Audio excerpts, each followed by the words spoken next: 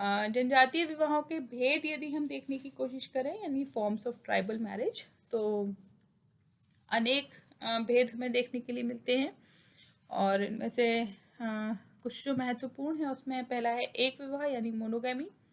सभी सभ्य समाजों में एक विवाह को आदर्श विवाह माना गया है। जब कोई पुरुष एक ही स्त्री से विवाह करता है तो उसे एक विवाह कहते हैं। सामाजिक दृष्टिकोण के साथ साथ कानूनी दृष्टिकोण से भी एक विवाह ही अधिक मान्य है।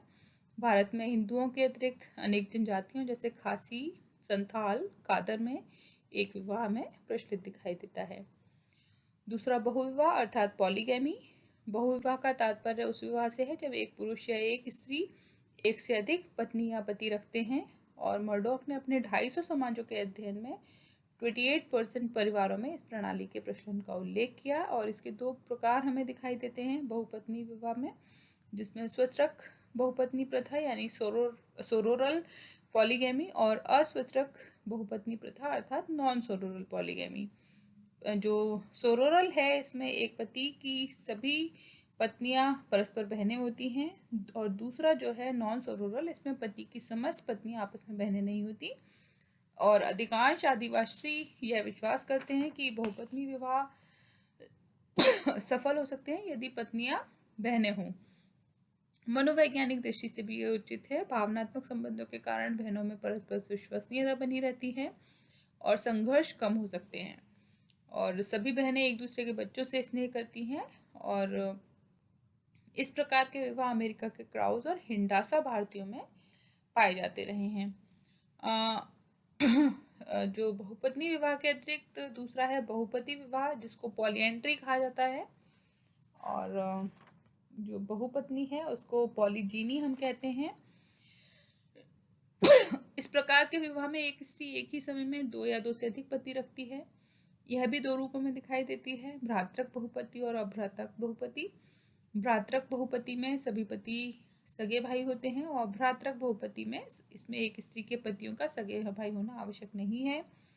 इस प्रकार के विवाह एस्किमो, पूर्वी अफ्रीका के बाहुमाओं, लद्दाख, तिब्बत, सिक्किम, टोडा जॉनसार, बाबर की खस जनजातियों में हमें देखने के लिए मिलते हैं। और जो दूसरे प्रकार के भ्रातृक बहुपति विवाह हैं ये केरल के नायरों में देखने के लिए मिलते हैं, और इस कारण इसे नायरे प्रकार का विवाह का भी नाम दिया जाता है। तीसरा जो हमें दिखाई देता है एक विवाह बहुविवाह के बाद में ग्रुप मैरिज का कॉन्सेप्ट दिखाई देता है, समूह विवाह। इस प्रकार के विवाहों में पुरुषों का एक समूह स्त्रियों के एक समूह से विवाह करता है। इसमें प्रत्येक पुरुष प्रत्येक स्त्री से यौन संबंध स्थापित करने के लिए स्वतंत्र होता है। समूह विवाह जनजातियों में भी पाया जाता है। और ली एवं ली के अनुसार समूह विवाह का तात्पर्य उस विवाह से है जिसमें एक ही समय में 2 या 2 से अधिक पुरुष और 2 या 2 से अधिक स्त्रियां परस्पर विवाह करते हैं। वेस्टरमार्क का मानना है कि तिब्बत, भारत और श्रीलंका में यह विवाह पाया जाता है। आजकल इस प्रकार के विवाह अशोभनीय माने जाने लगे हैं, और शायद इसलिए इस प्रकार के जो विवाह हैं वो हमें विश्व में अब हमें कहीं भी इस प्रकार के विवाह देखने के लिए नहीं मिलते हैं। और जनजातीय जो समाज हैं वहाँ पर जो जीवन साथी है उनके जो चयन है उस चयन के कुछ तरीके प्रचलित हैं। Ways of acquiring mates among tribals. तो जो भारतीय सभ्य समाज है वहाँ पर भी जीवन साथी प्राप्त करने के एक से अधिक प्रचलित तरीके हैं। जो हिंदुओं में हमने 8 प्रकार के जो परंपरागत विवाह के जो 8 प्रकार हैं उनकी हमने बात की थी, जिसमें हमने ब्रह्म, देव, आर्ष, प्राजापत्य, गंधर्व, राक्षस, पैशाच, असुर की बात की हमने। और इसी प्रकार से जो भारत और संसार की अधिकांश जनजातियाँ हैं वहाँ भी जीवन साथी प्राप्त करने के एक से अधिक तरीके प्रचलित रहे हैं। और जो अलग अलग जनजातियाँ हैं वो अलग अलग तरीकों को इसके लिए मानती हैं। कुछ जनजातियों में एक ही समय में 2-3 तरीके भी सामाजिक रूप से स्वीकृत हो सकते हैं। संपूर्ण भारतीय जनजातियों में जीवन साथी चुनने के जो तरीके हैं वे 8 भागों में विभाजित किए गए हैं, जिसमें पहला है क्रय विवाह, मैरिज बाय परचेज। जो क्रय विवाह है वो साधारणतः भारतीय जनजातियों में प्रचलित है। इसका अर्थ यह नहीं लगाया जाना चाहिए कि इन समाजों में कन्याओं की खरीद या बिक्री की जाती है। भारत ही नहीं बल्कि संपूर्ण संसार में हमें अनेक जनजातियों में लड़की के पिता को निश्चित रकम या वस्तु देने की प्रथा है, जिसे ब्राइड प्राइस कहा जाता है या वधु मूल्य कहा जाता है।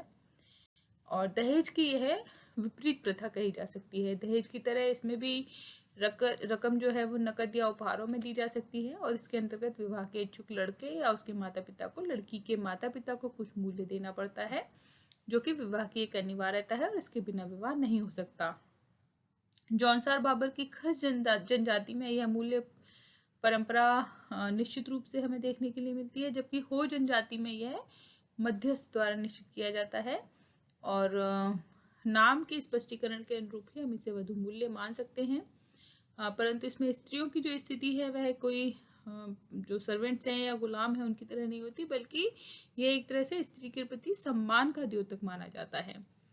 और बहुत से समाजों में केवल दिखावे के लिए होता है, क्योंकि वधू मूल्य के रूप में जितना मूल्य लिया जाता है उससे ज़्यादा वापस कर दिया जाता है। और कुछ जनजातियों में इसका ये परिणाम भी हुआ कि वधू मूल्य के लालच में यदि पिता लड़की का विवाह नहीं करता है तो वह जिससे विवाह करना चाहती है उसके घर चली जाती है। मुंडा जनजाति में ऐसे विवाह को अनादेर या इंट्रूजन मैरिज कहा जाता है। धीरे धीरे वधू मूल्य वास्तविक रूप से वधू क्रय का रूप लेता जा रहा है। जो जनजातियां आधुनिक सभ्यता के संपर्क में आती गई उनमें यह सब प्रथा समाप्त होती जा रही है। और जो वधू मूल्य है ये भी कई विश्वासों पर आधारित है। कुछ जनजातियों में एक कन्या के दूध का मूल्य है, कहीं स्त्री का प्रतिदान है और कहीं पर यह उनकी आर्थिक हानि की पूर्ति करने पर आधारित है। इसी प्रकार परिवीक्षा विवाह हमें देखने के लिए मिलता है, जिसे प्रोबेशनरी मैरिज कहा जाता है। इसके नाम से ही स्पष्ट है कि इस प्रकार के विवाह में वैवाहिक संबंधों के लिए जो इच्छुक लड़के लड़कियां हैं वे विवाह से पूर्व ही कुछ समय के लिए साथ रहने की उनको अनुमति दे दी जाती है। यदि उनमें सामंजस्य होता है तो विवाह संपादित कर दिया जाता है। और वर्तमान में देखें तो ये जो लिव इन रिलेशनशिप हमें दिखाई देता है इसी का तरह की यह भी एक व्यवस्था है। और कुछ जनजातियों में यह प्रथा प्रचलित है कि विवाह के इच्छुक लड़के लड़की को विवाह से पहले एक दूसरे को समझने का मौका दिया जाना चाहिए।